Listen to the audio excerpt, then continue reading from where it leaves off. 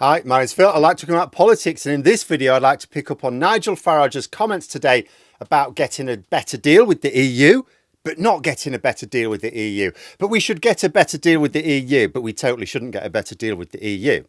Clear? No, of course not. And I'd like to discuss how Farage's latest ramblings are completely counter to both reality and the UK's interests. But first, for daily political commentary, please hit the subscribe button to stay notified. So, Nigel Farage was talking about trade and conceded that Boris Johnson's trade deal with the EU wasn't very good, and that we should certainly have friendly relations with the EU and be cooperating with them. That being said, if you recall, he actually wanted the no-deal Brexit, so this is slightly at odds with where he was a few years ago. However, he did also say that we shouldn't be collaborating with them because then we can't get the US trade deal. Now, it's not clear to me how we get cooperation without collaboration with the EU, because mostly they mean the same thing. Or even why we would want a free trade agreement with the United States. Because as I've pointed out several times before, I mean, FTA's a little bit of a relic in the 21st century anyway. Thanks, ironically, to the success of the EU single market, what countries tend to work on these days are trading blocs. And they've moved away from FTAs a bit, especially as the purpose of a free trade agreement really, I mean, it sounds fancy. You don't actually remember, free trade with a free trade agreement. It's really just about reducing tariffs below the World Trade Organization levels. But as this has largely been done by almost all countries with almost all other countries, there's not a lot more to be done with them. And we can see this in the FTAs we've already agreed with countries since Brexit. They're like literally worthless. Free trade agreement with Australia worth 0.08% to GDP, maybe in a few decades. New Zealand, 0.03%. The best the US trade deal is considered to be worth is 0.16%. That's the best case scenario. That this country, which has the largest economy in the world, its huge population, may just about be 5 times better than one we had with New Zealand. This island on the other side of the world. That's the best case scenario. But that best case scenario assumes that we get a standard free trade agreement, but Trump isn't interested in that. Trump will only be interested in a trade deal with the UK, which not only forces the NHS to buy drugs at high prices from American companies, even if cheaper options are available elsewhere, but also lower our food standards further for imports from America. How do we know this? We know this because this is what Donald Trump said he wanted. So in reality, because Trump doesn't understand the concept of mutual benefit and certainly doesn't respect it, he sees all discussions as a competition, as something he must not only win, but the other side must lose. The only FTA which would be on offer is one with even worse terms than we got with Australia. And the Australian deal was so bad for the UK that newsreaders down under were literally laughing as they reported it to their audience. Unless, say, Trump suddenly had a change of heart and was willing to pursue an FTA which was, what you'd expect to emerge between the USA and the UK under normal conditions. That best case scenario is still way worse than the boost to our economy from lowering trade barriers with the EU. There is no possible deal on offer with America that is worth more than what's on offer with the EU. This is due to a combination of 3 factors. First, the EU is closer, geography matters in trade. Closer customers are better because cheaper transport and it's quicker to dispatch goods. So you can sell your stuff cheaper to them. And, if they say, oh, could you deliver this thing in 2 days? Yeah, we can deliver it in 2 days.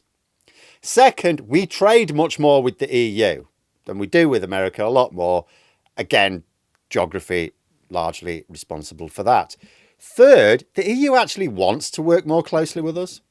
In fact, judging by off-the-record comments from EU diplomats recently, the EU very happy to seriously discuss full access back to the single market and customs union if we were up for it.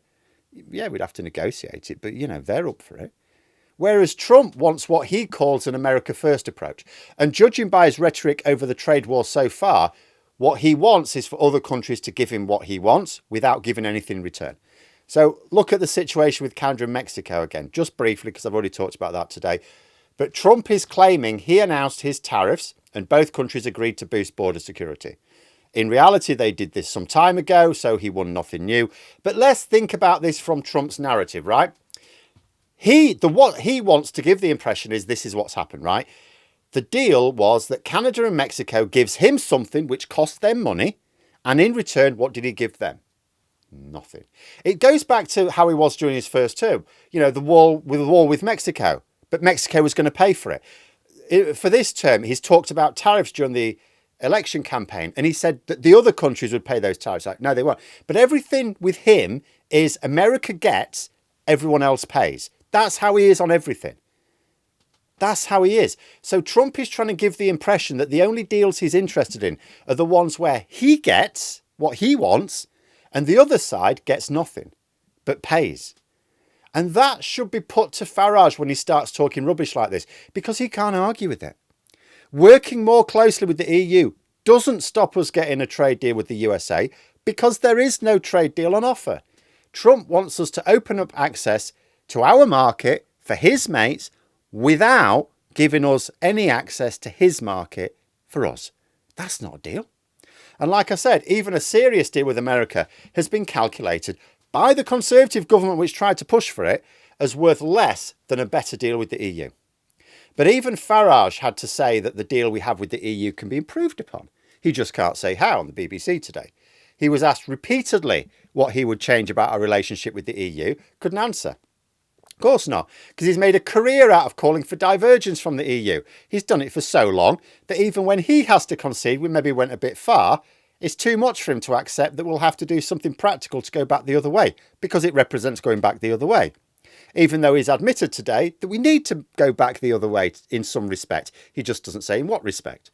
He said his fear was accepting single market regulations, which we already do. Half our exports is a single market. So those businesses, and not just the businesses that export, the businesses in their supply chains as well, have to accept those regulations anyway, otherwise they can't sell anything. Remember, it's not just the businesses who export, because Farage said, oh, there's only so many businesses export. Yeah, but it's not just the businesses who export to the EU who have to meet EU rules. Everyone who supplies them in the supply chain as well has to. Only because not all of those regulations are laid out in law in the UK, they then have to go to a load of extra hassle and expense to prove it in order to export. And what do we call it when business have to go to a load of hassle and expense? We call it red tape. I thought Nigel Farage was against red tape. Whereas if we just legally accept EU standards, which our businesses are anyway out of necessity, then they don't have to work as hard to prove their standards, and you don't need as many checks. It will allow British businesses to trade more easily in the EU, be more reliable suppliers, get more customers, make more money. And it is incredibly irritating that journalists don't point these simple things out. Even the ones who are trying. His interviewer today, Emma Barnett, was praised for actually really pinning him down on the fact that he was saying what we shouldn't do, but wasn't saying what we should do. And that's how far how low the bar is for journalistic integrity in this country, that we praise effort. Well, they tried. They really pinned him down. They didn't let him get away. It's like, yeah, but they didn't get any answers out of him. Ask him to explain why we should not move close to EU trade, which is worth up to 4% extra on GDP, in order to get a deal which is worth, at best, 0.016%. Put that to him. Ask him why, if businesses are complying with EU rules anyway, in order to sell their products, we don't just put it in law to reduce the Brexit red tape they need to deal with. Ask him why we don't just do what businesses want us to do.